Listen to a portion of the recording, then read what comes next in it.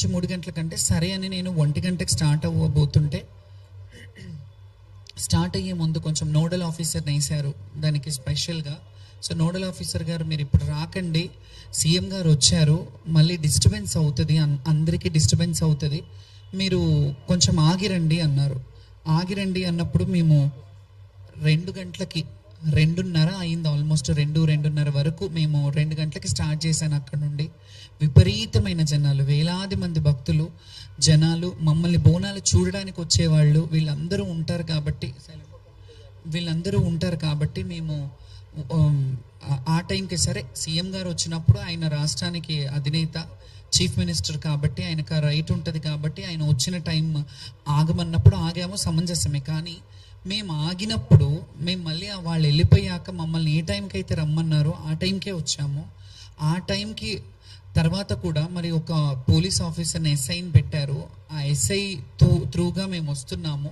బయట మావురాల పెద్దమ్మ టెంపుల్ దగ్గర నుంచి మొదలుకొని అన్నీ మీరందరూ చూశారు సోషల్ మీడియాలలో, కొన్ని ఛానళ్ళల్లో కూడా మీరు చూసిందే. వేలాది మంది జనం మధ్యలో నేను బోనం తీసుకొని వచ్చాను. బ్యారికేడింగ్ చేశారు, చాలా బ్యారికేడింగ్స్. ఎన్ని బ్యారికేడింగ్ అంటే మీ అందరికీ తెలుసు, దాదాపు 7-8 బ్యారికేడ్స్ ఒకటే లైన్లో. మేము ఎప్పుడూ ఆడుకుంటూ వచ్చే లైన్ అది.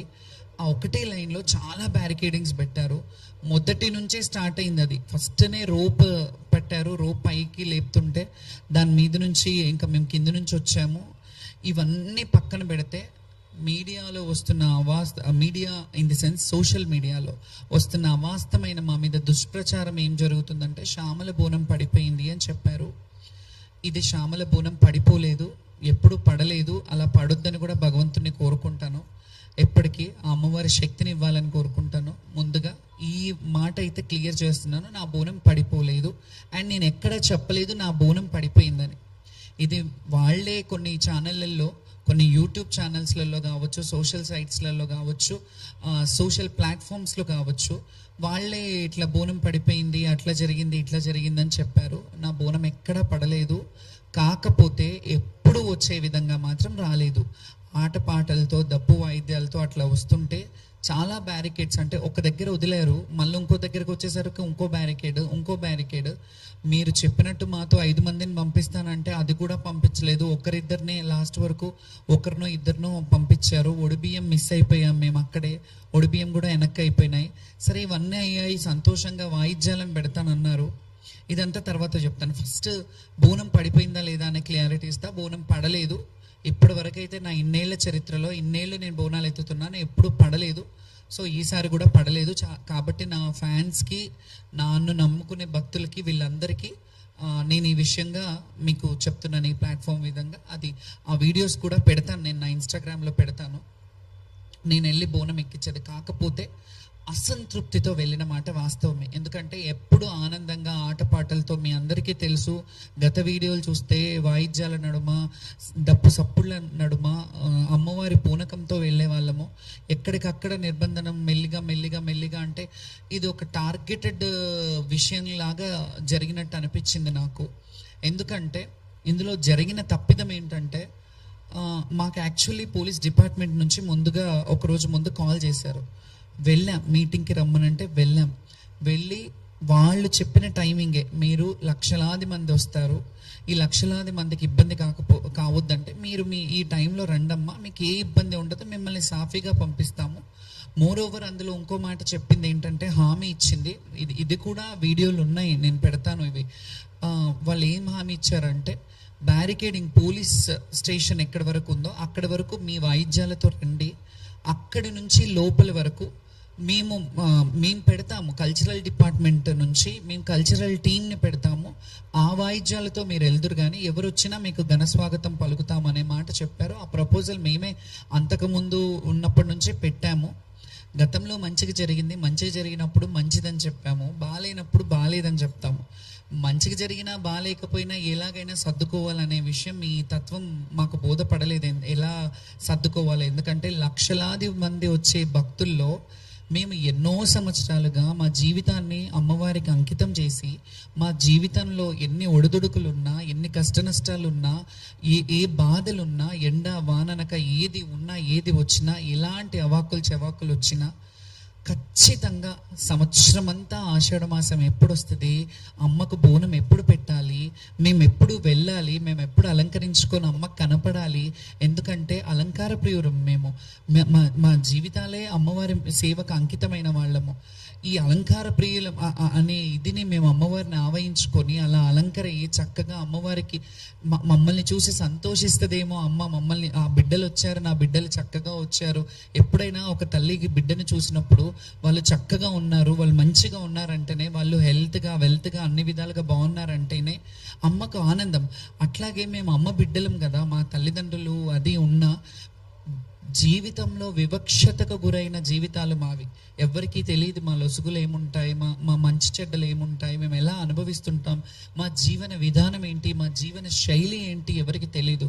మేము అలంకారం చేసుకొని వస్తాం, వాళ్ళకేంటి అన్నట్టు ఉంటారు. కానీ మేము కూడా ఎవరి ముందు అలా ప్రొజెక్ట్ చేయొద్దు అనుకుంటాం. ఎలా అంటే మేము మాకేదో సింపతి చూపించాలి, ఎవరో వచ్చి సింపతి చూపించాలని ఏ రోజు ఆలోచించాం. మేము స్ట్రాంగ్గా మా హక్కు, మా రైట్ ఇది. బోనాల కల్చర్ని రిప్రజెంట్ చేయడం మా హక్కు. బోనాల పండుగని ముందుకు భావితరాలకు చూపించాలి. ఈ కల్చరల్గా హిందుత్వంలో ఉన్న ఈ బోనాల పండుగ ఏదైతే ఉందో, బడుగు బలహీన వర్గ బిడ్డలు ఏదైతే చేసుకుంటున్న పండుగ ఉందో, ఈ పండుగని మేము చూపించడానికి ముందు భావితరాలకు చూపించాలి. ఇలా ఉంటాయి దేవాలయాలకు కట్టుబడి, మేము దేవాలయాలకి ఎలాగైతే మేము కట్టుబాట్లు ఉండి కొన్ని దేవాలయాలని ప్రమోట్ చేస్తున్నాము, అవన్నీ గతంలో చూసినట్టయితే ఇన్ని వేల లక్షల మంది వచ్చేవాళ్ళు కాదు కదా. కొంతవరకు జనాలు వచ్చేవారు. జాతర అంటే జాతరలా జరిగేది. మేము ఎంతమంది 2004 పేపర్ కటింగ్స్ కూడా చూపిస్తాను. నేను చాలా పేపర్ కటింగ్స్ కూడా తీసుకొచ్చాను. ఎందుకంటే మీకు చరిత్ర తెలియాలి. నేను ఎప్పటి నుంచి అమ్మవారి సేవ చేస్తున్నాను, ఎప్పటి నుంచి లైమ్ లైట్లో ఉన్నాను. లైమ్ లైట్లో నేను నిన్న వచ్చి ఏదో ఆమె కొందరు ఏమని వాపోయారంటే సోషల్ మీడియాలో, ఆమె పబ్లిసిటీ స్టంట్ కావాలి అని అన్నారు. పబ్లిసిటీ స్టంట్ కావాలంటే ఈ ప్లాట్ఫామ్ అక్కర్లేదు. నేను 2011లో వీరంగం అనే సినిమా చేశాను. నేను అందులో హీరోయిన్ని. అందులో జోగిని వ్యవస్థ గురించి నేను పెట్టాను. నాకు లైమ్ లైట్ కొత్త ఏం కాదు. నేను పుట్టి బుద్ధిరిగినప్పటి నుంచి లైమ్ లైట్లోనే ఉన్నాను. నేను పుట్టి మా తల్లి ఒళ్ళో ఉన్నంత వరకు మా తల్లి లైమ్ లైట్లో ఉన్నాను. మా తల్లికి నేను ఫెమిలియర్. తర్వాత నేను ఊహ వచ్చినప్పటి నుంచి ప్రజలకు ఫెమిలియర్, జనాలకు ఫెమిలియర్. నేను ఇట్లా ఫెమిలియర్ పిచ్చి కానీ ఇంకేదో సోషల్ స్టంట్స్ చేయాలంటే నాకు చాలా వేస్ ఉన్నాయి. నేను అవి ఎంచుకోలేదు ఎప్పుడు. నన్ను నేను తగ్గించుకొని నన్ను నేను అంటే అనుభవము వయసు అనేది కూడా అంటారు కదా, అది వచ్చిన కొద్దికి నన్ను నేను చాలా కంట్రోల్డ్గా స్టేబుల్గా నన్ను నేను ప్రదర్శిస్తాను ఎవరి ముందు అయినా. ఎందుకంటే గతంలో చూసినప్పుడు చిన్నతనంలో చాలా సందర్భాల్లో ఏడ్చేదాన్ని, ఇంటర్వ్యూలలో కూడా ఏడ్చేదాన్ని. చాలా స్ట్రాంగ్గా ఉండడానికి ప్రయత్నిస్తాను, ఉంటున్నాను కూడా. ఎందుకంటే మనం చూసి 10 మంది నేర్చుకుంటారు అనే దాన్ని బట్టి. సో దీంట్లో ఓవరాల్గా ఇవన్నీ చెప్పడం కంటే ఆ పోలీస్ డిపార్ట్మెంట్ వాళ్ళు పిలిపించి మమ్మల్ని మీరు ఈ టైంకి రమ్మన్నారు, ఆ టైంకి ఎస్ఐని పెట్టారు, వాళ్ళు కదా బాధ్యత వహించాలి.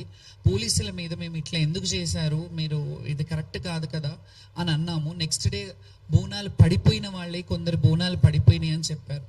ఇందులో ఓవరాల్గా మాకు ఇంకా మనసు నొచ్చుకున్న బాధ ఏంటంటే, కొంతమంది ఈ అపోహలు పెట్టి కొంతమంది ఏవైతే చేస్తున్నారో ఆ చర్యలు కావాలని చేస్తున్నారనే డౌట్ కూడా నాకు వస్తుంది. కొందరు మరి అది అధికారంలో ఉన్న వాళ్ళు చేస్తున్నారా, వేరే వాళ్ళు చేస్తున్నారా అనే డౌట్ నాకు కూడా వస్తుంది. మీకు ఎట్లా డౌట్ వస్తుందో నేను కూడా డౌట్ పడే హక్కు నాకుంది. ఎందుకంటే కొంతమంది జోగినీలను తీసుకొని కొన్ని సోషల్ మీడియాలు దుష్ప్రచారంలో చేతులు కడుక్కొని ఉన్నారు. ఎందుకంటే నేను స్పృహ తప్పిపోయాను, ఆమె స్పృహ తప్పిందంతా డ్రామా, యాక్టింగ్ చేస్తుందేమో, అట్లా ఇట్లా పడిపోయి మళ్ళీ లేచి మాట్లాడుతుంది అని అంటే, నేను అక్కడ చచ్చిపోలేదు, స్పృహ మాత్రమే తప్పాను. నాకు మంచినీళ్ళు తాగిపించారు, నాకు వాటర్ తాగిపించారు. యాక్చువల్లీ ఇంకొక విషయం చెప్తున్నాను. నేను ఈ క్వశ్చన్లన్నీ జనాలు తెలియాలని నేను ఈ ప్రెస్ మీట్ పెట్టాను. ఇవన్నీ చెప్తున్నారు కదా, నేను స్పృహ తప్పిపోయినాను కదా, నా డ్రామా అన్నప్పుడు అట్లీస్ట్